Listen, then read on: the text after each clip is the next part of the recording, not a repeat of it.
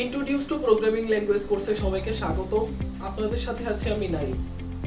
Computer সায়েন্সের একটা গুরুত্বপূর্ণ বিষয় হচ্ছে ডেটা স্ট্রাকচার। ডেটা স্ট্রাকচার হচ্ছে ডেটাকে সাজিয়ে রাখার এমন একটা ওয়ে যাতে করে সহজে ডেটা রিড করা যায়, রাইট করা যায়, কিংবা সার্চিং ডিলিটে কাজগুলো করা যায় এবং তা ইফিশিয়েন্টলি করা যায়।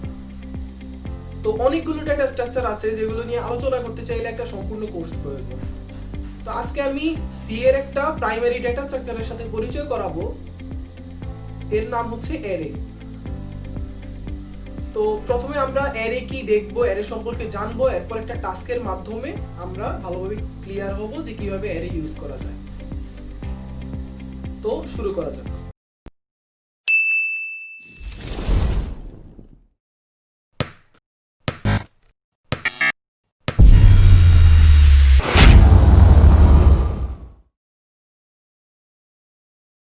অ্যারে হচ্ছে এমন একটা ডেটা স্ট্রাকচার যা অনেকগুলো একই টাইপের এলিমেন্টকে কনজিকিউটিভলি রাখে এবং এগুলো মেমোরির কনজিকিউটিভ অ্যাড্রেসকে ইউজ করে।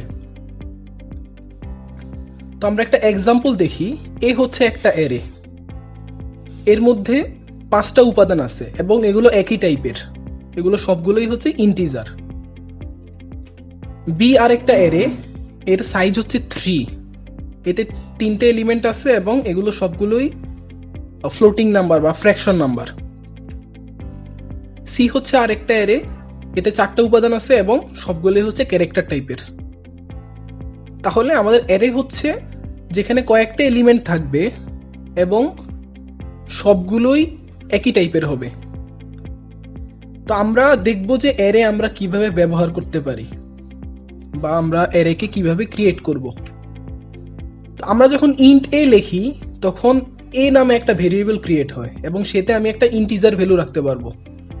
তো আমি যদি চাই একটা অ্যারে ডিক্লেয়ার করব তখন আমি এভাবে করব যে ইন্ট এ সাইজ। আমি যখন এর পরে থার্ড ব্র্যাকেটের মধ্যে একটা সাইজ দিয়ে দিব তখন আমার একটা অ্যারে ডিক্লেয়ার হবে।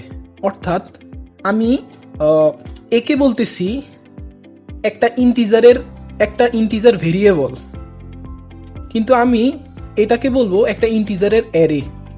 এ হচ্ছে একটা ইন্টিজারের অ্যারে এবং এটাতে সাইজ সংখ্যক ইন্টিজার থাকতে পারে। তার মানে হচ্ছে আমি সাইজ দিলাম 100, ইন্ট এ 100, তার মানে আমার এখানে 100টা ইন্টিজার থাকতে পারে। তো আমার অ্যারের আমি যেই টাইপে নিব সেই টাইপের এলিমেন্ট থাকবে। যেমন আমি যদি লিখি ডাবল এ 100 তাহলে কিন্তু এতে 100টা ফ্লোটিং ভেরিয়েবল থাকবে, ফ্লোটিং এলিমেন্ট থাকবে। এবং আমি যদি এটাকে ক্যারেক্টার টাইপের নিই তাহলে এটাতে 100টা ক্যারেক্টার ভ্যালু থাকবে বা ক্যারেক্টার এলিমেন্ট থাকবে। তো আমরা ধরে নিচ্ছি যে এ একটা ইন্টিজার যার সাইজ হচ্ছে 5, অর্থাৎ এটাতে 5টা এলিমেন্ট রাখা যাবে এবং এগুলো সবগুলো ইন্টিজার হবে। এখন আমি এদেরকে অ্যাক্সেস করব কিভাবে বা এগুলোকে ইউজ করব কিভাবে? তো এগুলো হচ্ছে প্রত্যেকটা উপাদান এর প্রথম উপাদানটা হচ্ছে A0, এরপরে উপাদানটা A1, এরপরে উপাদানটা A2, A3, A4।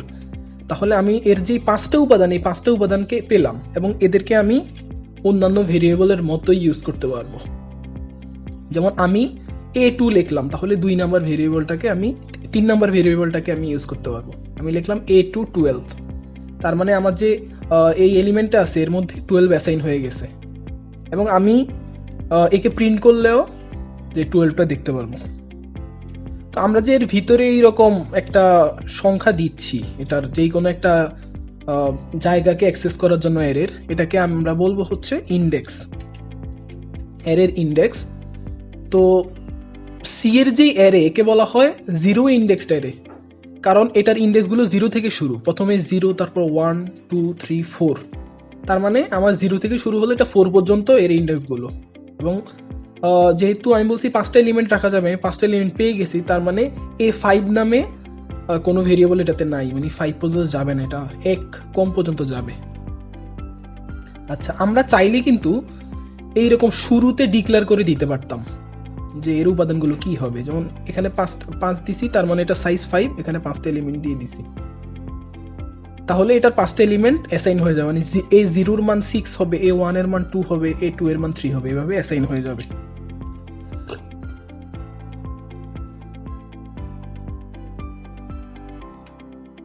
তো আমরা এখন দেখব যে কিভাবে মেমোরিকে ইউজ করে, অ্যারে কিভাবে মেমোরিকে ইউজ করে।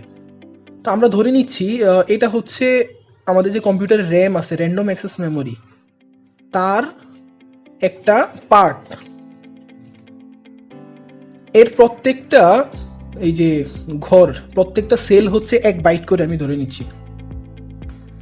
এখন আমি যখন একটা ইন্টিজার ডিক্লেয়ার করি, ইন্টিজার ভেরিয়েবল ডিক্লেয়ার করি, একটা সিঙ্গেল ইন্টিজার, তখন কি হয়? আমি যখন সাইজ নিয়ে আলোচনা করছিলাম তখন বলছিলাম যে ইন্টিজার হচ্ছে 4 বাইট জায়গাকে দখল করে বা অ্যালোকেট করে।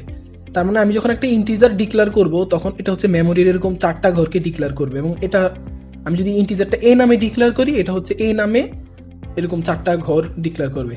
তার মানে আমি যখন এতে একটা ডেটা রাখি, একটা ইন্টিজার রাখি, তখন এই 4টা ঘরকেই সে আসলে ইউজ করে রাখার জন্য।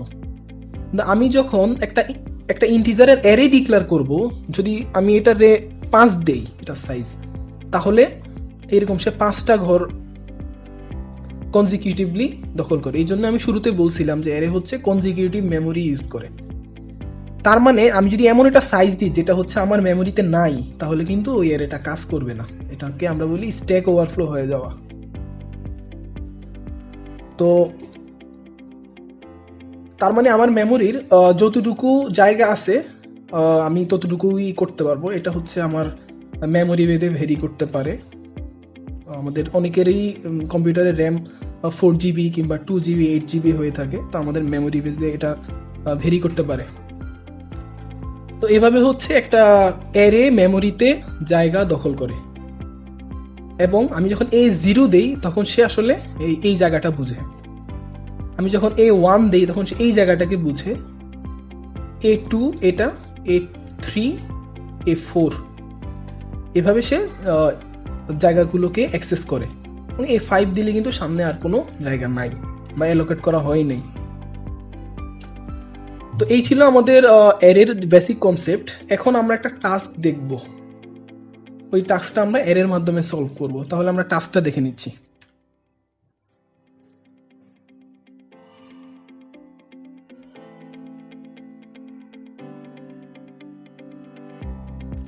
তো আমাদেরকে বলা হয়েছে 10টা নাম্বার ইনপুট হিসেবে দেওয়া হবে, এবং আমাদেরকে 5টা কুয়েরি দেওয়া হবে।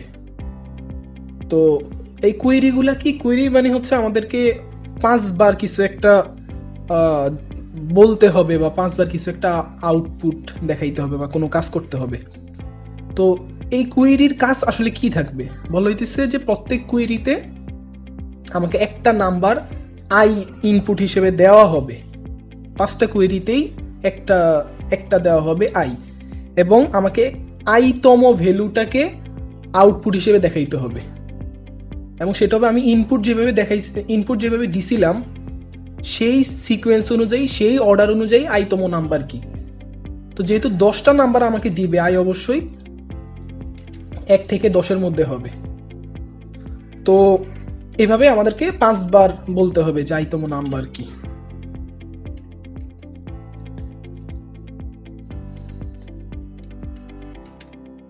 তো আমরা ফার্স্টে একটা অ্যারে ডিক্লেয়ার করে নিচ্ছি, যার সাইজ হবে 10, যেহেতু আমি 10টা উপাদান রাখবো। সরি।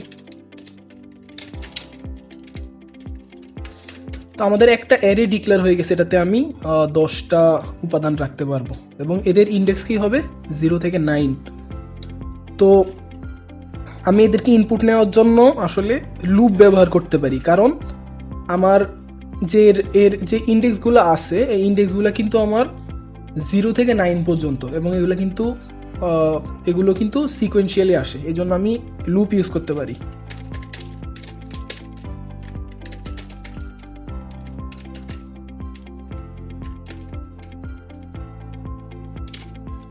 তো আমার এই লুপ হচ্ছে আই এর ভ্যালু 0 থেকে 9 পর্যন্ত রান হবে। প্রথমে আই এর ভ্যালু 0 থাকবে, তারপর 1 থাকবে, এভাবে 9 পর্যন্ত রান করবে। তার মানে আমি আই দিয়ে হচ্ছে এটার ইন্ডেক্সকে অ্যাক্সেস করতে পারি চাইলে।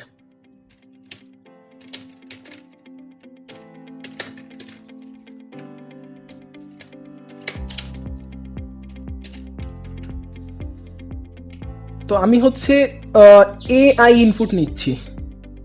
এখন এ আই এর ভ্যালু কিন্তু প্রথমে 0, তাহলে প্রথম উপাদানটা এই 0-তে ইনপুট হবে, তারপর আবার আই এর ভ্যালু হয়ে যাবে 1, তারপর এ 1 ইনপুট হবে, এভাবে এ 9 পর্যন্ত, এই 0 থেকে 9 পর্যন্ত 10টা সংখ্যা ইনপুট হিসেবে নিবে।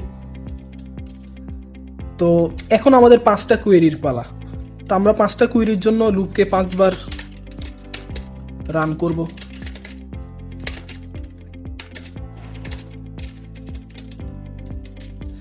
তো এখানে আমার লুপটা 5 বার ঘুরতেছে, তার মানে প্রত্যেকবার আমি কিন্তু ওই একটা ভ্যালু ইনপুট নিতে হবে, মানে প্রত্যেকটা কোয়েরিতে আমার একটা ভ্যালু ইনপুট নিতে হবে, ভ্যালুটা হবে আই। তাহলে আচ্ছা আমি এটাকে জে করে দিচ্ছি। তো আমি একটা ভ্যালু আই ইনপুট নিব।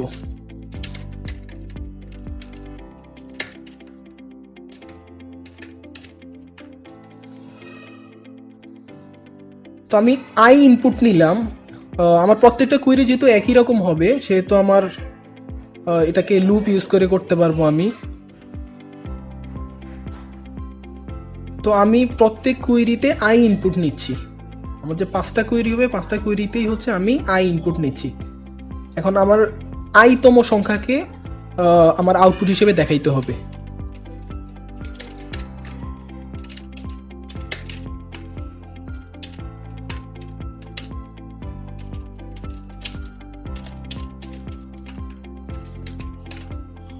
তো আমি কিন্তু এ আই দিচ্ছি না আইতম সংখ্যা প্রিন্ট করতে, আমি এ আই -1 দিচ্ছি, কারণ আমরা কিন্তু দেখছিলাম যে প্রথম উপাদানটা আসলে 0, তাহলে 1 নাম্বার উপাদান কিন্তু 1 - 1 0, 2 নম্বর উপাদান 2 - 1 1, 3 নম্বর উপাদান 3 - 1 2।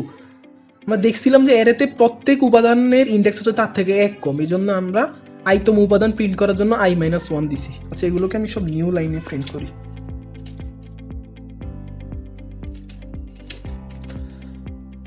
তো এই ছিল আমাদের কোড। তো আমরা এটাকে রান করে দেখব। প্রথমে আমরা একটা টেক্সট সেট তৈরি করি।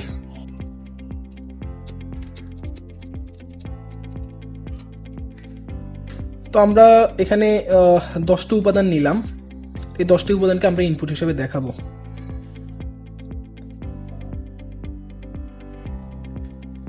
তো প্রথমে আমাদের যে ইনপুট সেট আছে, আমরা ইনপুট সেটটাকে ইনপুট দিই, যে আমি 10টা সংখ্যা ইনপুট দিলাম।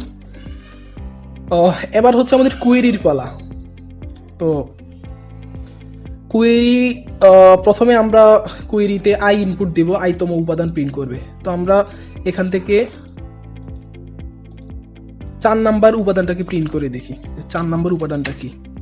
তো এই যে আমাদের 4 ইনপুট দেওয়ার পরে আমাদের 3 দিছে, এখানে 4 নাম্বার উপাদান হচ্ছে 3।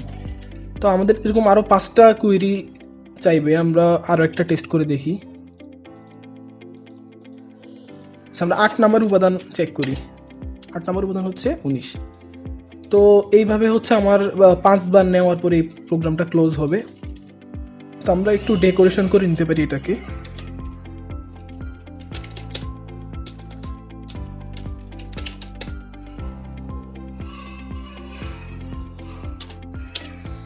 আমরা প্রথমে কততম নাম্বার ওটা আগে প্রিন্ট করতেছি, তারপর ওই নাম্বারটা প্রিন্ট করতেছি।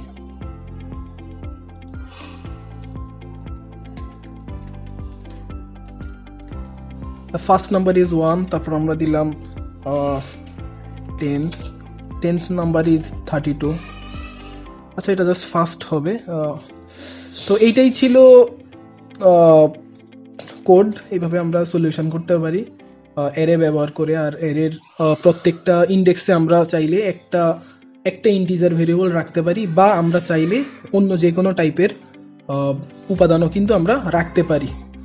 তো আশা করি সবার ধারণা হয়েছে যে কিভাবে অ্যারে ব্যবহার করা যায়, বা এর কিভাবে এতে এলিমেন্ট রাখা যায় এবং এগুলোকে অ্যাক্সেস করা যায়। আজকে এতটুকুই। ধন্যবাদ সবাইকে।